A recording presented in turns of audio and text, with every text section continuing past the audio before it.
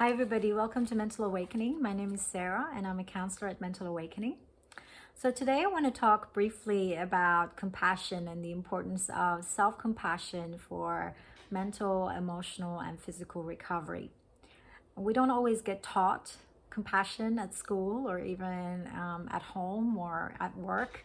And yet it's such a crucial factor when it comes to our overall well-being, whether it's physical, mental, or emotional.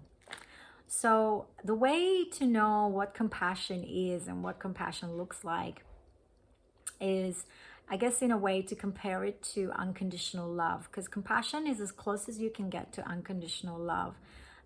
It's the ability to have empathy and kindness and to be able to implement that without judgment for yourself, your situation, or other people. Now, it's not always easy and it takes practice. And the way that you can start to implement compassion is to start recognizing and becoming more aware of your thoughts, especially your judgmental thoughts. So it's really about noticing, okay, even just journaling about it at the end of the day, in what ways was I kind to myself today? Or what kind of thoughts were going through my mind about myself or my situation today? So it's really about first recognizing, how am I thinking all day long about this physical pain that I'm going through, or this emotional and mental pain, or whatever it is that perhaps a loved one is going through, or there could be some challenges and issues at work, or whatever it could be.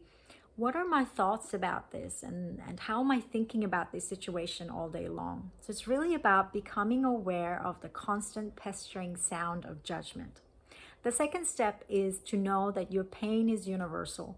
You're not alone in what you're going through. There are other people who are in similar situations. It's really about, searching out support or even information, and knowing that, you're not a victim of this situation. This is something that, happens to a lot of human beings.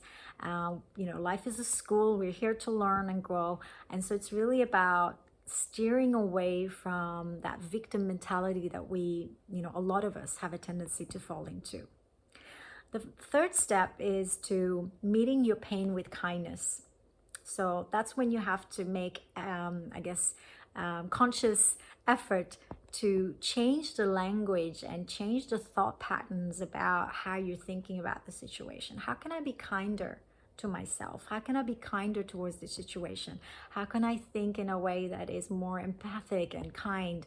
And the reason why this is so important is because if we don't implement these steps, we actually end up becoming much harder on ourselves. We end up setting much higher expectations and feeling a lot more resistance and anger towards ourselves or other people and the situation in general. And this ends up prolonging or even preventing our recovery process.